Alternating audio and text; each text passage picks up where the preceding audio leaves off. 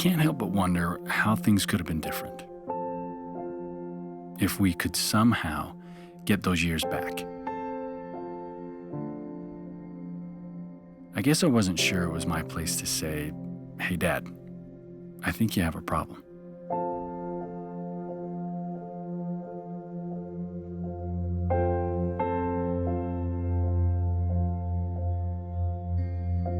Traditionally, when I talk to patients about hearing loss, what I focus on are the kind of psychosocial aspects of it. What happens with hearing loss, and it happens very slowly so people don't recognize it, is they learn to lip read and they learn to accommodate in a lot of different ways. But what they don't realize is that they're also, one of their accommodations is that they start to shut themselves off from other people. You find yourself isolating yourself more and more, and it's actually something you don't recognize until it's fairly advanced. Hearing loss is a silent condition. It is something that often goes unnoticed, especially for the individual that is experiencing hearing loss and suffering from hearing impairment. It has a huge impact on our life, but yet people don't come in and get their hearing tested. It goes unnoticed or ignored for many years. And it's time to stop that. It's time to get people thinking about their hearing before there's a problem. Most hearing losses can't be treated through medication, through an operation. It's irreversible for the most part. But it's not untreatable, and that's where we come in. If we can just get out there and educate people on hearing healthcare in general, we would draw these people in at a much quicker rate and more successful rate. People who live with untreated hearing loss, we know withdraw from society, withdraw from friends and family and events. Then comes isolation, then comes depression and anxiety, and from that comes a whole other realm of ailments that are associated with it. The new evidence is that this loss of social input and professional input probably contributes to dementia. And that's the real sad part. And people don't talk about that. One of the problems with the way we approach healthcare is you sometimes have to bring a problem to our attention. It's one of the reasons why we've developed tools for screening for specific things like with mammograms and colonoscopies, and even vision checks are things that we routinely screen. Unfortunately, hearing loss is not something that we've traditionally screened for, and so you don't really notice it until it becomes so severe that the effects have already been there for some time. I think the easiest thing to do is to encourage people to be screened for hearing loss, and when hearing loss is found, to have it treated aggressively. Well, I think initially we thought we were doing just fine. We missed out on a lot of the signs, I think. And I thought, well, it probably would have been taken care of at like regular doctor visits because he goes in regular checkups. But it was crazy to me that doesn't happen either. I mean, like I read that like somewhere in like 70% of hearing loss patients are never diagnosed by their doctor. I think now that there are factors that are coming along that if we'd just been able to test earlier, we might have got the right direction to go. We realized that we had missed out on 15 years, potentially, that he wasn't catching stuff and that we weren't communicating. My dad was a theater professor for over 30 years. He traveled all over the world directing plays, London, New York. He was really well known in the theater community. But without our even noticing it, really, things began to change. I think part of the problem for us was that it happened so gradually, kind of like turning the volume down every little bit until it's not drastic, you don't notice it. And it wasn't just his hearing. I mean, he started talking more and more softly. He was teaching, and it seemed to be really that the complaint was, as well as when he was directing, that he would have great information to give them feedback on the notes. But one of the girls said, "We can't hear what he's talking about." I really do love the interaction with actors, and so it's been quite crushing for me to be told by my wife, "Nobody understands the thing you're saying." I find myself, frankly, very protective of him, because I really don't want him to have the embarrassment or the difficulty, the uncomfortable situation. I think anytime you're in a social group if you are not able to communicate, you're going to be left out of the whole exchange. For many years, hearing loss has been pushed to the back of healthcare in general. But we really need to get hearing more into the medical realm and people thinking of hearing as part of their overall healthcare. The only way we can get ahead of it is to be proactive and do baseline hearing tests. Make it part of your wellness protocol. And if we do that, how many more people are we going to be able to help? Because we're going to identify it at its earlier stages and be able to treat it at its earlier stages. The point at which hearing loss tends to accelerate and become more common is 60 years of age. So I think as a general rule of thumb, if you're 60 or older and you haven't had your hearing tested since you were in school, you should have it tested. My son actually was one of the forces for moving along because he felt that it was a real limitation and he felt that the hearing was a factor. And it wasn't until I started hearing about the statistics of hearing loss until I was like blown away that I think it's half of Canadians over 60 are experiencing hearing loss. 1 of every 5 adult Canadians have reported having a hearing loss. And hearing loss is the 3rd most prevalent chronic condition in older adults and the most widespread disability. And if I would have known that, it would have been like, well, that's reason enough to go in, get your hearing tested. And that's why the slogan, I think, makes so much sense to me. Test your ears at 60 years. You get an oil change every 3 months. At this point, at 50, you get your colonoscopy. At 60, get your hearing checked. Oh, of course, that makes sense. I get my eyes tested. I get my blood pressure and my cholesterol checked. Why wouldn't I get my hearing tested? So, come out, get a baseline hearing test, and just learn more about hearing loss and all the relevant problems. So firstly, I think it's important that people realize the Campaign for Better Hearing is not a not-for-profit organization, it's not a charity.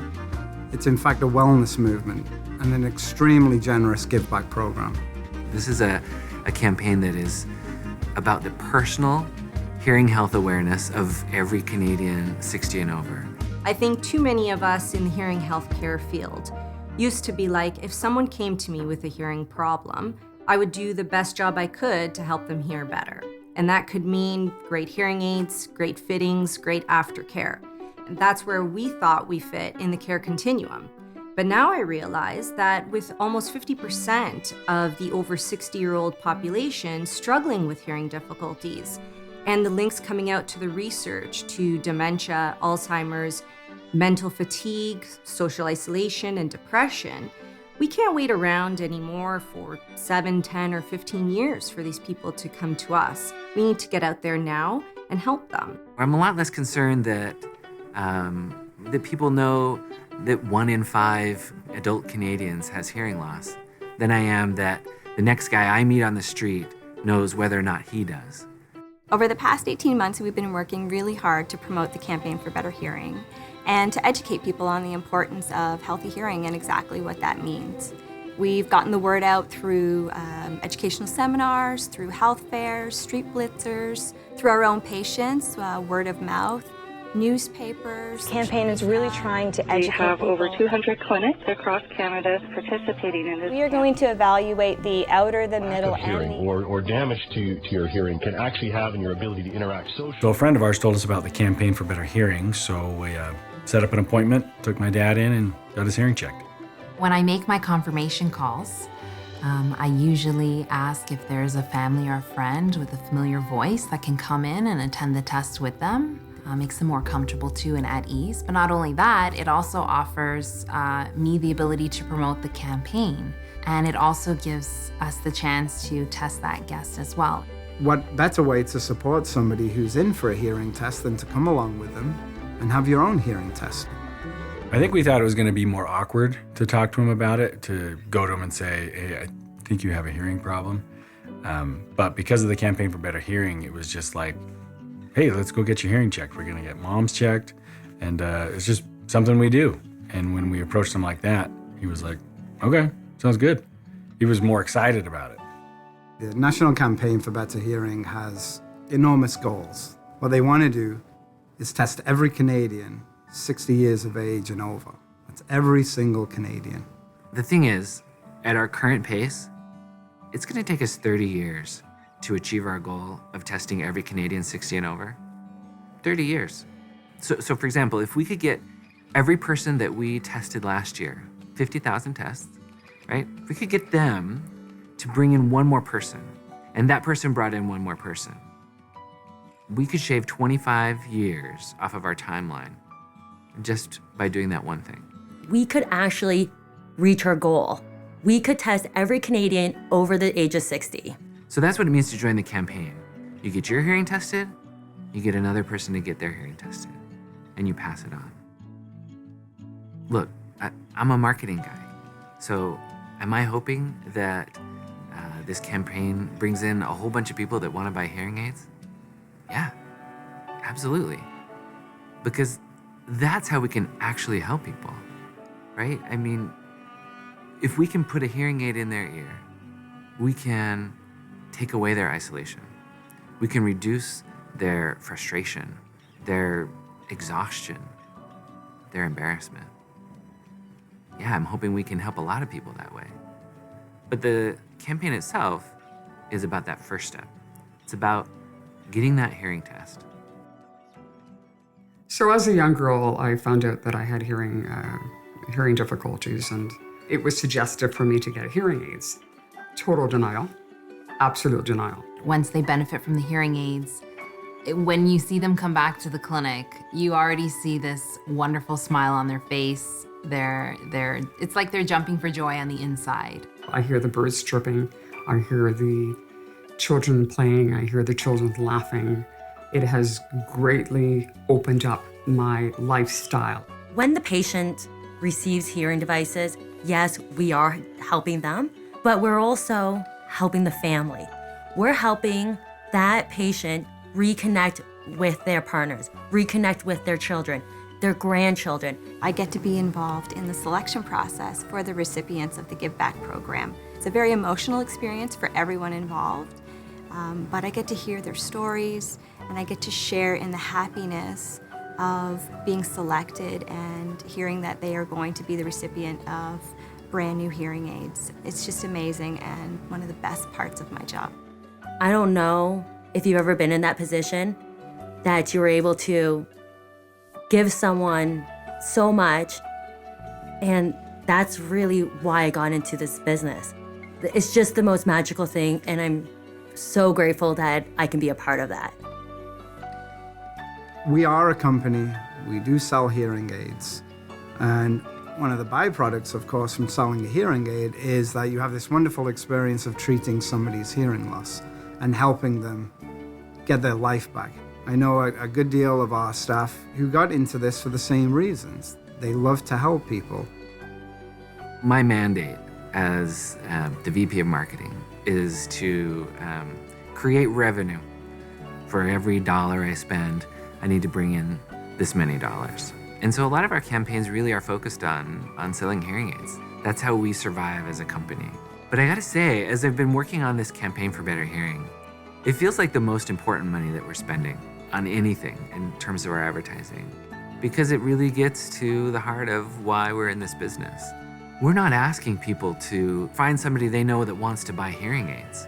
We're asking people to bring in anybody they know that's 60 or over, get a hearing test, and find out if there's any need for further action. And if they do that, then they can address the problem way earlier in the game. Yeah, it's good for our business, but it's a whole lot better for the individual than it is for our business. There was a day when it seemed like he could hear. It was an amazing day for me that we connected. Our relationship was back. I'm looking forward to something better. Something. There are, sorry. My dad, obviously in theater and did a lot of that and was always very involved in productions. When I got a chance to be around him, he was always very, busy and stuff. And I think that So we didn't always get a lot of a chance to sort of communicate back and forth and have that engagement. And I look back at a lot of those years, maybe he felt bad or something. We weren't communicating because he wasn't catching all that stuff, and whether he felt like he couldn't communicate or whatever, that's part of it. But the thing that I'm most excited about is that there's an opportunity now to be able to engage with him almost like never before, because 15 years of my life is a good chunk of it. It's half of my life that I haven't been able to really communicate effectively with him. That to me is the greatest gift of this whole thing, is to be able to, get to experience my dad. My dad can hear again. Again. People keep saying that word, again. And it's true. He has a second chance at life, at everything. But to me, a lot of this feels like a first. My first chance. I don't have to look back and wonder anymore. Dad is here. Now.